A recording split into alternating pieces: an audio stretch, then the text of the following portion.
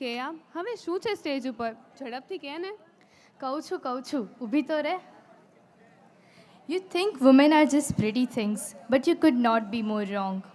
You think they're suffering, but all the pain just made them strong. You saw her beauty, not her iron grip within.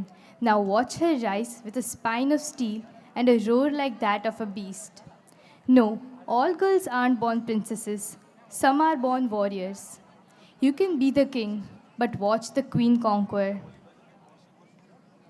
Behind every successful woman is an untold tale of her courage and wisdom. To portray such stories of valor, I'd proudly like to call upon stage the drama crew. Please put your hands together for the stage show Bharatiya Stri Shakti.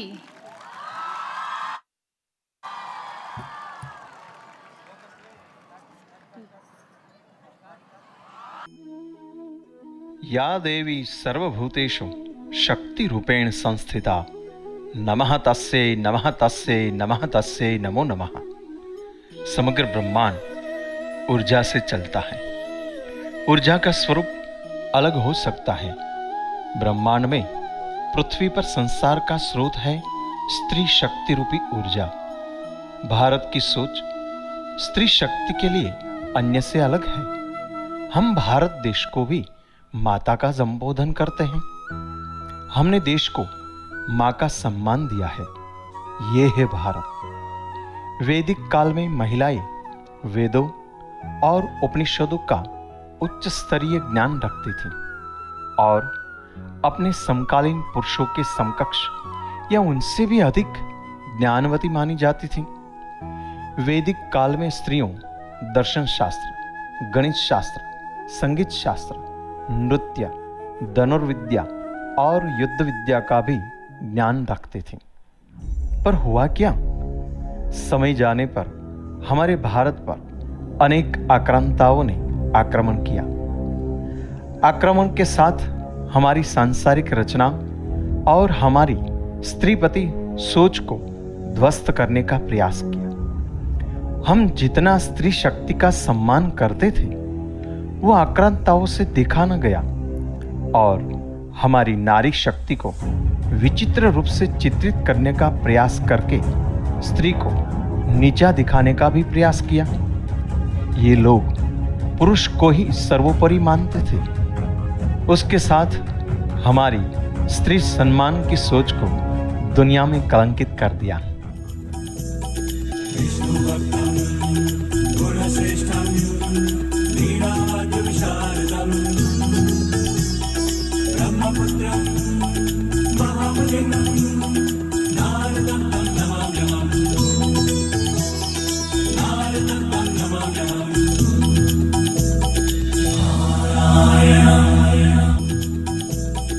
Narayan Narayan.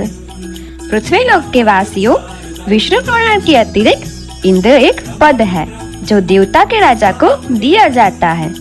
इस पद के लिए नियुक्ति करने स्वयं प्रजापति ब्रह्मा एवं ऋषिवर बृहस्पति स्वर्ग से पधारते हैं।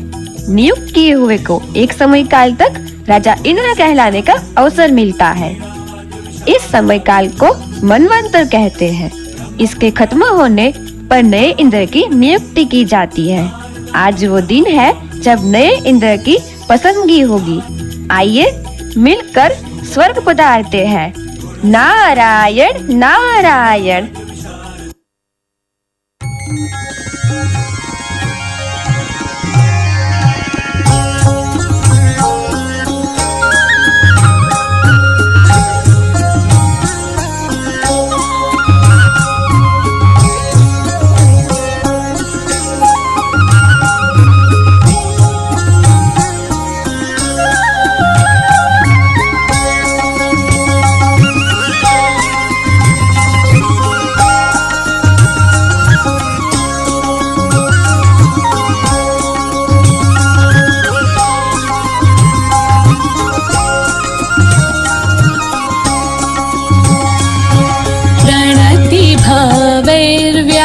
व्याहरामः स्वागतं शुभवन्दनं प्रणतिभावैर्व्याहरामः स्वागतं शुभवन्दनं शब्दपुष्पैराचरामः शब्दपुष्पैराचरामः श्रीमतामभिनन्दनम् प्रणति भावैर्व्याहराम स्वागतं शुभवन्दनं प्रणति भावैर्व्याहराम स्वागतं शुभवन्दनम्।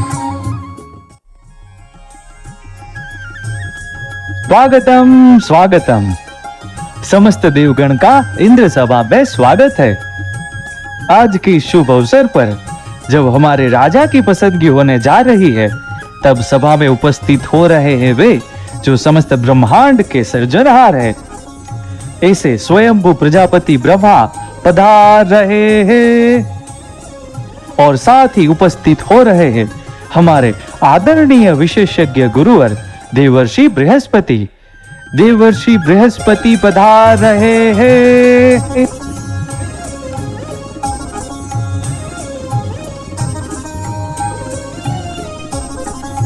सभा का आरंभ किया जाए। ठहरो। प्रणाम प्रजापति ब्रह्मा, प्रणाम देवर्षि। इससे पहले कि इस सभा का आरंभ हो, हम एक प्रश्न करना चाहते हैं। प्रश्न? कैसा प्रश्न? इंद्रासन पर बैठने के लिए किसे उचित माना जाता है? देवी, इंद्रासन के लिए ऐसा प्रभावशाली व्यक्तित्व उचित है जो नेतृत्व कर सके, यानी जिसमें वीरता, धीरज, बुद्धि तथा समर्पण जैसे गुण हो। तो क्या यह गुण हम में नहीं हो सकते? तो क्या इस संसार की कोई भी स्त्री इंद्रासन पर बैठ नहीं सकती? क्षमा चाहता हूँ, किंतु स्त्री क्या समय आने पर दानवों से युद्ध लड़ने जा पाएगी? क्या युद्ध के समय वीरता का वहन कर पाएगी? क्या एक सेना का नेतृत्व कर पाएगी? एक राजा बनने हेतु सर्वप्रथम जो गुण चाहिए वो है नेतृत्व। अपनी सेना का एवं प्रजा और राज्य का योग्य निर्धारण हेतु तथा राज्य के उद्धार हेतु एक राजा में नेतृत्वता होना आवश्यक है। राज्य की उन्नति हेतु नेतृत्व करना यह राजा का कर्तव्य है, ना कि पुरुष का। यह उत्तरदायित्व एक स्त्री भी पूर्णतः निभा सकती है। इसका सर्वश्रेष्ठ उदाहरण है मालवा की अहिल्याबाई। 1720 दशक में भारत विदेशी ताकतों के लपेटे में जूझ रहा था। भारत के लोगों की दर्दनाक चीखें गलियों में गूंज रही थी। मंदिरों को तोड़कर धार्मिक अशांतियां फैलाने का प्रयास होने लगा। तब सन 1725 में महाराष्ट्र के एक छोटे से गांव चौंडी में जन्म लेती है एक प्यारी सी बेटी, जिसका जीवन एक मिसाल है सारे समाज के लिए। 29 साल की उम्र में मैं विधवा बन गई। तब सारे राज्य की जिम्मेदारी उन पर आ गई। उन्होंने राज्यों की सारी जिम्मेदारी बखूबी निभाई। उनके रहते मालवा ने कभी हार का सामना नहीं किया। अपने राज्य की सुरक्षा एक महान नेता की तरह तो की, पर साथ ही धार्मिक कार्यों जैसे कि आक्रांता द्वारा तोड़े गए मंदिरों को भी पुनः स्थापित किए और नारी के सम्मान एवं समाज सुधारने के कार्यों में कभी पीछे नहीं रहे।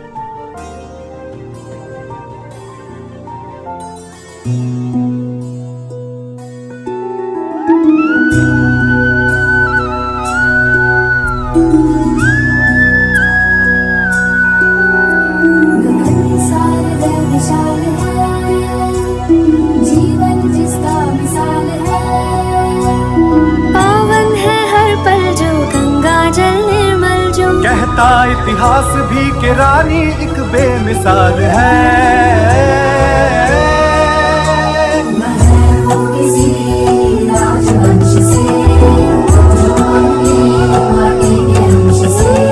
है भवानी हूँ बहू मल्हार राव की बहू। मालवा की भूमि का ये कण कण जिस पे निहाल है।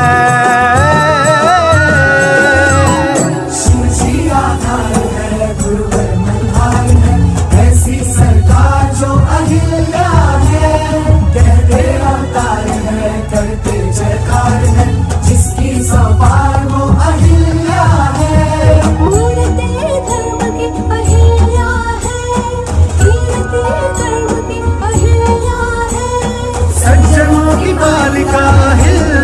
है, दुर्जनों की कालिका अहिल्या है, शिव की आराधिका अहिल्या है, अनुपम जो शासिका अहिल्या है,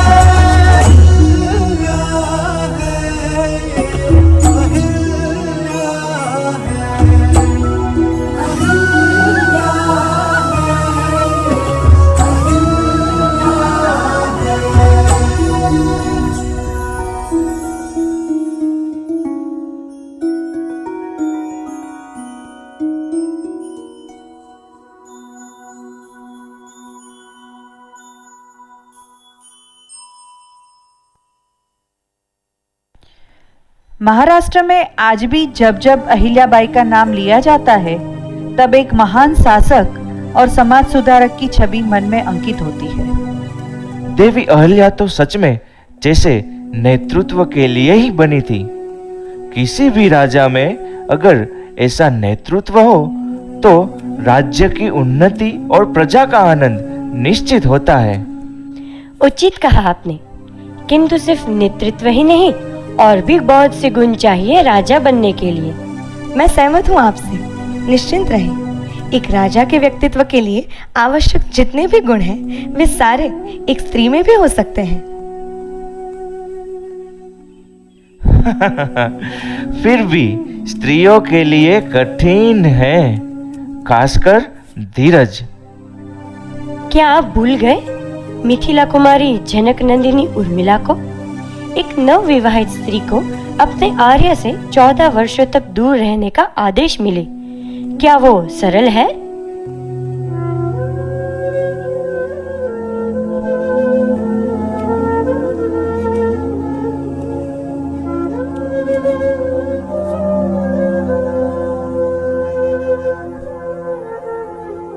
मैं भी आपके साथ आऊंगी वन में। तुम भी वन में आओगी तो पिताजी और बड़ी माँ की सेवा कौन करेगा? मैं तुमसे पहले ही कह चुका उर्मिला, मैंने अपने आप को राम भैया को समर्पित कर दिया है। वन में मैं भैया और भाभी की सेवा करता रहूँगा और तुम्हें यहाँ रहकर माता कौशल्या का पुत्र और बहू दोनों बनना है। ऐसी सेवा करो उनकी कि वो भूल जाए कि उनका पुत्र और पुत्रवधू वन चले गए हैं। तो फिर आपकी सेवा कब करूं? आपकी पत्नी होने का धर्म कब निभाऊं? सुख दुख में आपका साथ देने का वचन कब निभाऊं? तुम ऐसे प्रश्न क्यों कर रही हो जिसके उत्तर मेरे पास भी नहीं है? क्षमा चाहती हूँ, किंतु आपके अलावा ये प्रश्न किसे करूं? इतना याद रखना उर्मिला कि 14 वर्षों तक तुम्हें छोड़कर जाना वो मेरे लिए भी सरल नहीं, किंतु हम दोनों को अपना कर्तव्य निभाना है। इस संसार में कोई तुम्हारा बलिदान याद रखे या ना रखे, पर ये लक्ष्मण सदैव तुम्हारा बलिदान याद रखेगा और जीवन भर तुम्हारा ऋणी रहेगा। अपने आर्य की एक आज्ञा पे वे 3 सास और ससुर की सेवा में लीन हो गई। वे अपने पति के साथ जाके उनकी सेवा ही तो करना चाहती थी, किंतु आर्य की इच्छा का मान और अपना पुत्र वधू कर्तव्य निभाने हेतु 14 वर्षों तक धैर्य का वहन किया। अपने कुल की मर्यादा मान सम्मान को बनाए रखने हेतु ऐसा बलिदान देना हर किसी के बस में नहीं। पृथ्वी लोक पर तो कलयुग में सगे माता पिता को भी धिक्कार देती है संतान। ऐसे में एक पुत्र वधू ने उनकी सेवा के लिए पति के साथ को छोड़ा। ये सेवा स्वीकारी, ये धैर्य की कसौटी नहीं तो क्या?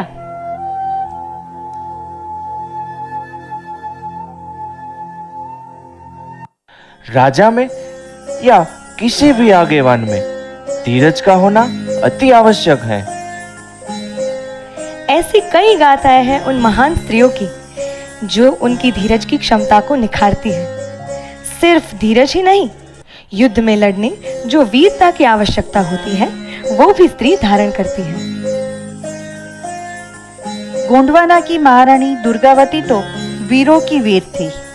छोटी सी उम्र में विधवा बन गई और राज्य की पूर्ण जिम्मेदारी उन पे आ गई। किंतु उन्होंने कभी किसी को निराश नहीं किया। एक राजा के ना होने के बावजूद अपने राज्य को आंच नहीं आने दी। बादशाह बाज बहादुर को तो उन्होंने 3 बार परास्त किया था। शत्रुओं के लहू से क्षत्राणियों की तलवार की शोभा बढ़ती है, किंतु तुम्हारे जैसे अवसरवादी और लाचार पर दया करना ही हमारा धर्म है। अपनी सीमा में रहना सीखो बाज बहादुर। हम तुम्हें जीवन दान देते हैं, परंतु ध्यान रहे, शेर की मान में बार बार आना समझदारी नहीं है।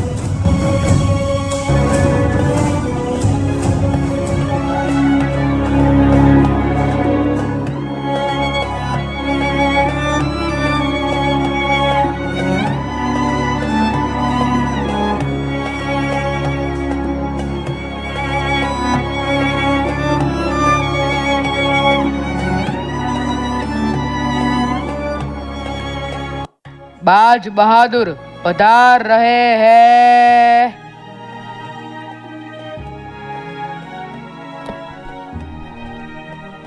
अस्सलाम वालेकुम।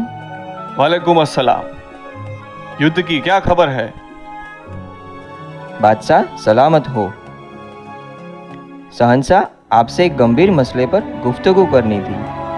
गोंडवाना की रानी दुर्गावती को परास्त करने में हम फिर से नाकामयाब रहे हैं। क्या बात कर रहे हो? जी हुजूर, आपके द्वारा भेजे गए आपके प्रिय सफेद हाथी और सोनामोर को भी उन्होंने अस्वीकार कर दिया है। क्या? उसकी सुंदरता को वश में होकर हमने जो अपना प्रिय हाथी उसको भेंट में दिया था, उसका भी उसने अस्वीकार कर दिया? बादशाह अकबर की इतनी तौहीन! सिपाहियों, जाओ जाके सेनापति से कह दो कि तुरंत ही गोंडवाना पर आक्रमण करने की तैयारी करें। अब तो चाहे नेकी इस्तेमाल हो या बदी, उस रानी के पर काटने हैं हमें।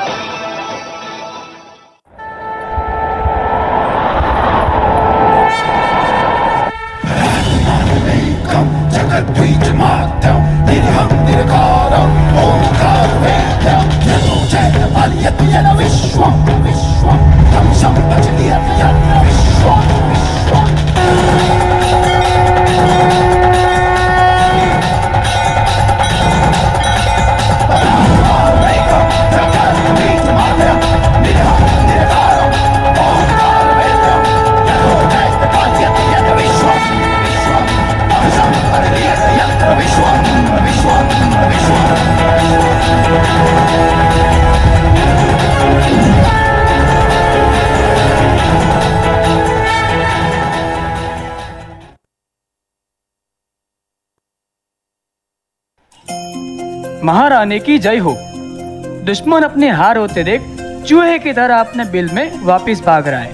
अगर आप आज्ञा करें तो अभी उसकी गर्दन दबोचकर आपके समक्ष हाजिर कर दूं। नहीं, दुश्मन की पीठ पर वार करना वो राजपूतों के खून में नहीं। सेना को शीघ्र ही वापस लौटने का आदेश करो।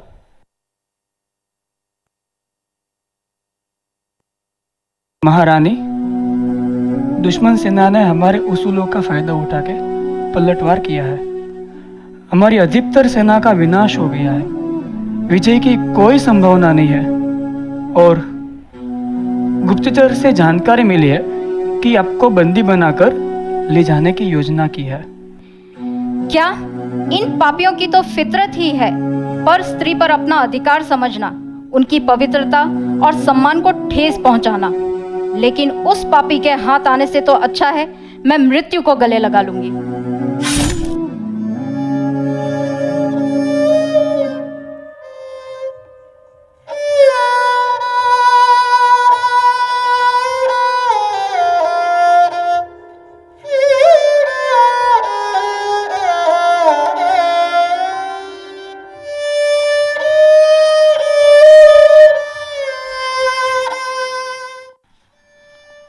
बहन, ये तुमने क्या कर दिया? अरे ऐसे उसूलों का क्या मोल जो तुम्हारा अनमोल प्राण ही छीन ले। अपने उसूलों के चलते नुकसान तो तुम्हारा ही हुआ ना, उन पापियों की तो विजय हुई ना।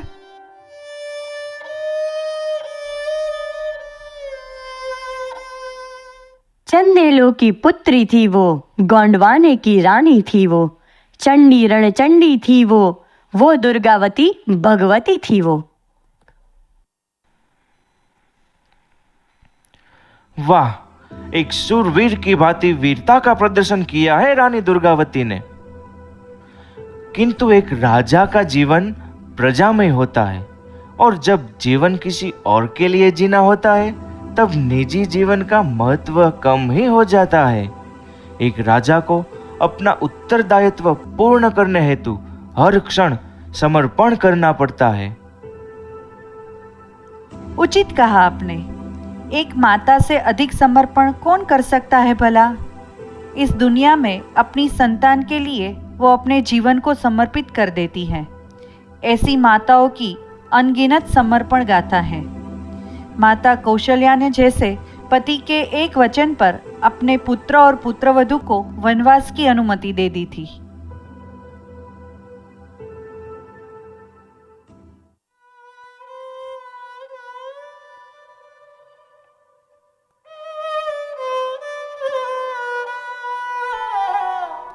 राम, राम, कहाँ हो तुम पुत्र?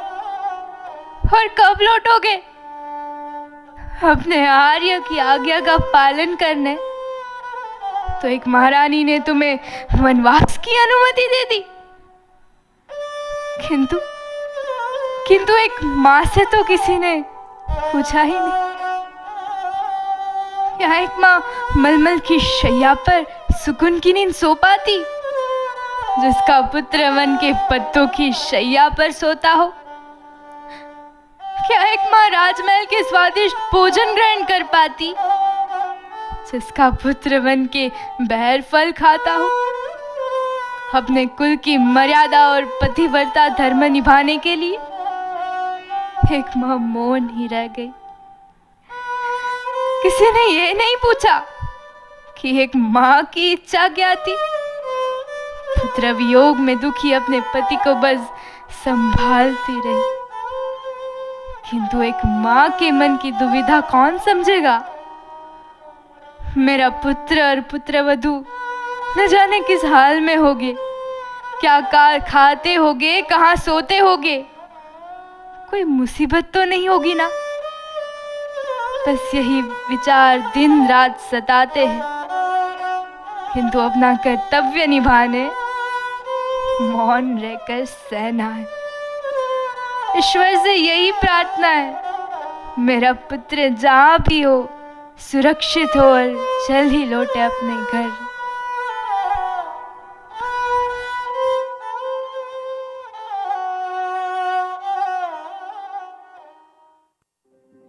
एक माँ से उचित समर्पण मूर्त और कौन हो सकता है भला?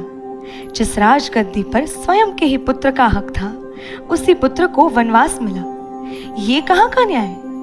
परंतु अपने परिवार की सुख शांति और अपने कर्तव्य हेतु वे मौन रही। क्या ऐसा समर्पण एक स्त्री के अलावा पाया जा सकता है भला? उचित कर रही हैं आप देवी।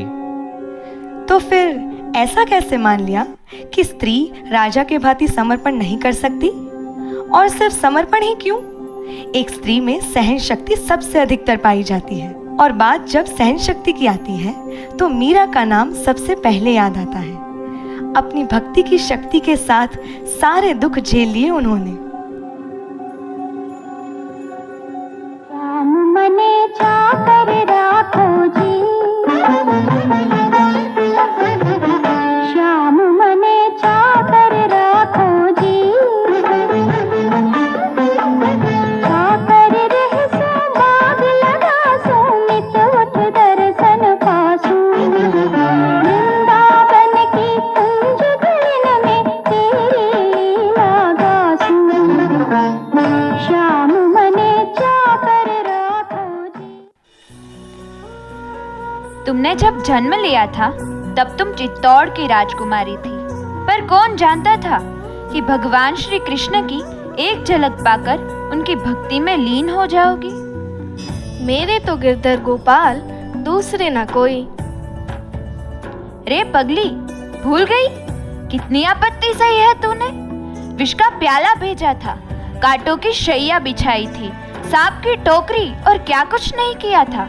फिर भी तू सह गई अकेले, कैसे? इसके पास श्याम जैसा नाथ हो, उसे जग की क्या चिंता, सुख दुख सब उसी के हाथ में है, फिर दुखी क्या होना।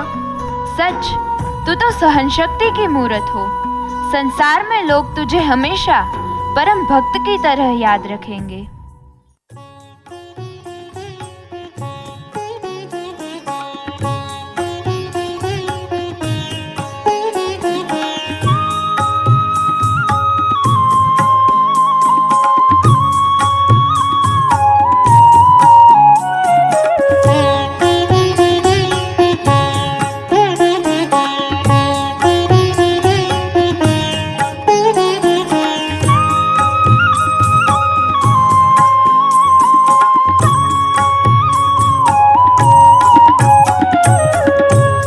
नथी रे पीधा आण जानी रे मेवाड़ा राणा, झेर तो पीधा जानी जानी। नथी रे पीधा आण जानी रे मेवाड़ा राणा, झेर तो पीधा जानी जानी। कोयल ने काग राणा, एकाज वारणा रे। कोयल ने काग राणा, एकाज वारणा रे। कड़वी लागे छे कागवाणी, मेवाड़ा राणा, झर तो पीधा जानी जानी। मेवाड़ा राणा, झर तो पीधा जानी जानी।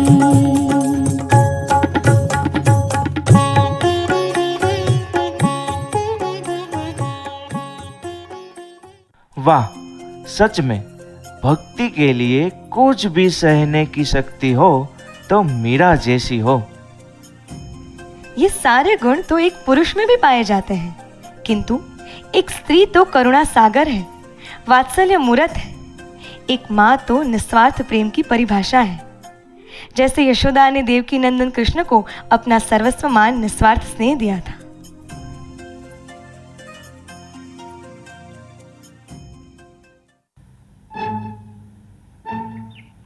क्यों रे, अपने घर ले जाकर माखन क्यों नहीं खिलाता? यशोदा तो मानती ही नहीं कि उसका छोरा माखन चोर है। आज देखती हूँ तू यहीं बंधा रहे, मैं अभी जाके यशोदा को लेकर आती हूँ और उससे पूछती हूँ कि तू माखन चोर है कि नहीं। बड़ा आया माखन चुराने वाला, माखन चोर कहेगा।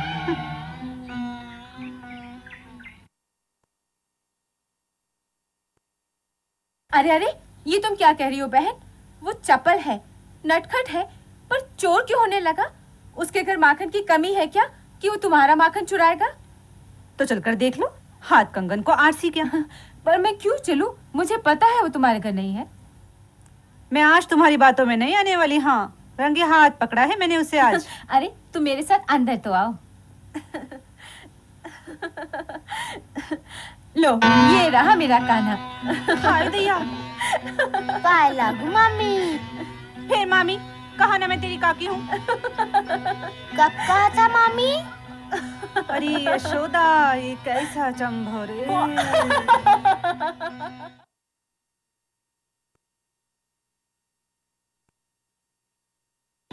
अरे ना कान्हा ना, यहाँ तो पिछली बार ही पकड़े गए थे। क्यों? पर छूट भी तो गए थे।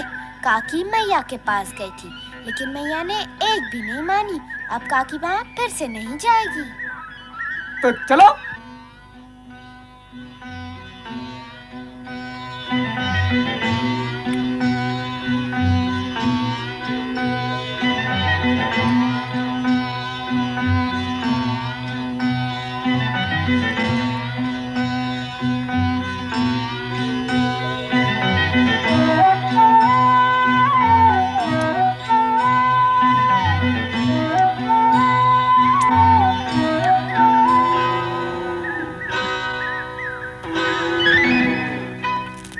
मालती बहन, अरे ऐसे क्यों बैठी हो मालती बहन?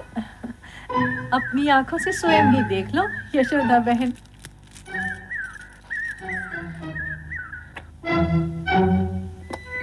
कान्हा, कान्हा, मैया भाले। उतर नीचे, कूद नीचे। अरे क्यों रे, घर में माखन नहीं है क्या? आज मैं समझी, तू चोर है, सचमुच चोर है। मैया, मैया, मैया, मैया, मैया, मैया, मैया। सारे गांव को त्रास ही त्रास हो रहा है तेरी माखन चोरी के कारण। आज तू चोरी करके माखन खाते हुए रंगे हाथों पकड़ा गया कि नहीं? क्या माखन नहीं खाया तूने? हाँ?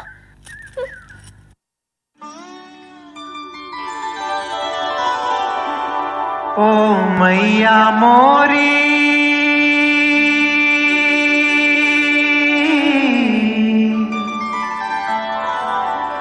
ओ मैया मोरी,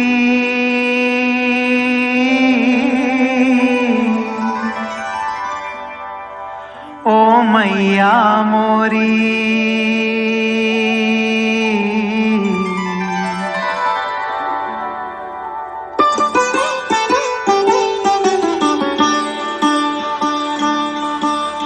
मैया मोरी, मैं नहीं माखन खायो।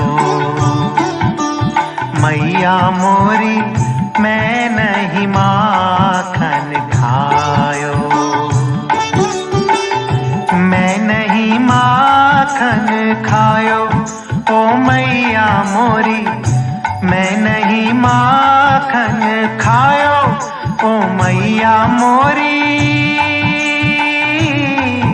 ओ मैया मोरी।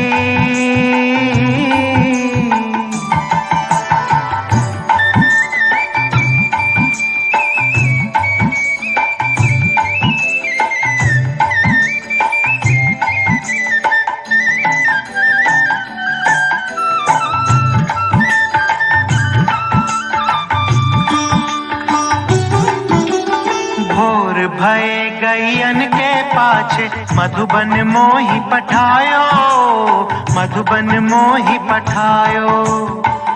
भोर भय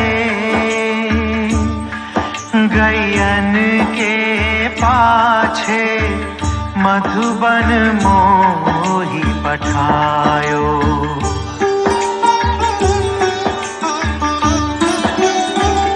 ओ मैया मोरी, मैं नहीं माखन खायो। तो क्या अब आप स्वीकारते हैं कि एक स्त्री भी कौशल्य युक्त है इंद्र बनने हेतु? सिर्फ इंद्रासन ही क्यों, अगर ये सब गुण एक स्त्री साध ले तो कोई भी कार्य कुशलता से कर सकती है। सत्य वचन ईश्वर की नजर में स्त्री पुरुष समान है और दोनों ही समकक्ष है। गुड्डी, उठो बेटा, सुबह हो गई, तुम्हें स्कूल नहीं जाना? मम्मी, मैंने आज बहुत अच्छा स्वप्न देखा। ऐसा स्वप्न जिसने मेरा आत्मविश्वास बढ़ा दिया। अच्छा, वो कैसे भला? मम्मी, मैं हमेशा सोचती थी कि एक स्त्री होने के नाते मैं कभी सुरक्षित नहीं, मुझे कभी समान अवसर नहीं मिलेंगे, मैं कभी लड़कों के जैसी सफलता हासिल नहीं कर पाऊंगी। लेकिन ये सच नहीं। अगर मैं भी अहिल्या जैसा नेतृत्व, उर्मिला जैसी धीरज, दुर्गावती जैसी वीरता, कौशल्या जैसा समर्पण, मीरा जैसी सहन शक्ति और भक्ति और यशोदा जैसी करुणा को अपने जीवन में साध लूं, तो मैं भी सफल बन सकती हूँ। समय आ गया है कि हम अपनी सोच को बदलें। चांद की जैसे दूसरों के प्रकाश में बहुत चमक लिया, अब सूर्य के भांति स्व प्रकाशित होना है। आइए हम सब स्त्रियां आत्मविश्वास के साथ इन महान स्त्रियों को अपना आदर्श बनाकर जीवन में सफल बने।